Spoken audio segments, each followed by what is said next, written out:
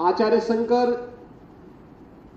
जब अपने अद्वैत ज्ञान से परिपूर्ण होकर के आगे की साधना के लिए वे काशी में आए, तो काशी में साक्षात भगवान विश्वनाथ ने उनकी परीक्षा लेनी चाहिए। और उन्होंने इस बात को देखा कि प्रातः काल जब ब्रह्म मुहूर्त में आदि शंकर गंगा स्नान के लिए जा रहे होते हैं, तो वह सबसे अछूत कही जाने वाली एक सामान्य व्यक्ति के रूप में वह उनके मार्ग के सामने खड़े हो जाते हैं।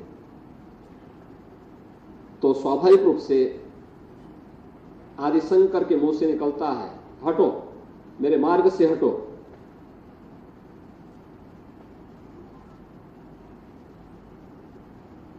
तो सामने से जो चंडाल होता है वह एक प्रश्न पूछता है कि आप तो अपने आप को अद्वैत ज्ञान के मर्मज्ञ मानते हैं, आप किसको हटाना चाहते हैं? आपका ज्ञान क्या इस भौतिक काया को देख रही है, इस भौतिक काया के अंदर बसे हुए ब्रह्म को देख रही है? अगर ब्रह्म सत्य है तो जो ब्रह्म आपके अंदर है वही मेरे अंदर भी है। और इस ब्रह्म सत्य को जान करके अगर आप इस ब्रह्म को ठुकरा रहे हैं तो इसका मतलब आपका ये ज्ञान सत्य नहीं है। तो उन्होंने, वही भौचक थे, एक चंडाल के मुंह से इस प्रकार की बात। उन्होंने कहा कि आप कौन हैं, मैं जानना चाहता हूं। उन्होंने कहा कि जिस ज्ञान व्यापी की साधना के लिए, दुर्भाग्य से वो ज्ञान व्यापी आज लोग उसको दूसरे शब्दों में मस्जिद कहते हैं, लेकिन वो ज्ञान व्यापी साक्षात विश्वनाथ ही है। जिस ज्ञान व्यापी की उपासना के लिए आप केरल से चल करके यहां आए हैं, मैं उसका साक्षात स्वरूप विश्वनाथ हूं।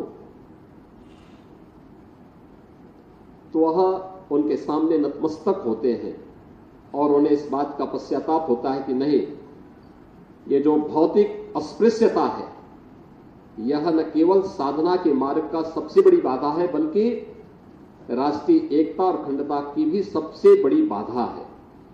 और इस बड़ी बाधा को अगर हमारे समाज ने समझा होता तो देश कभी गुलाम नहीं होता।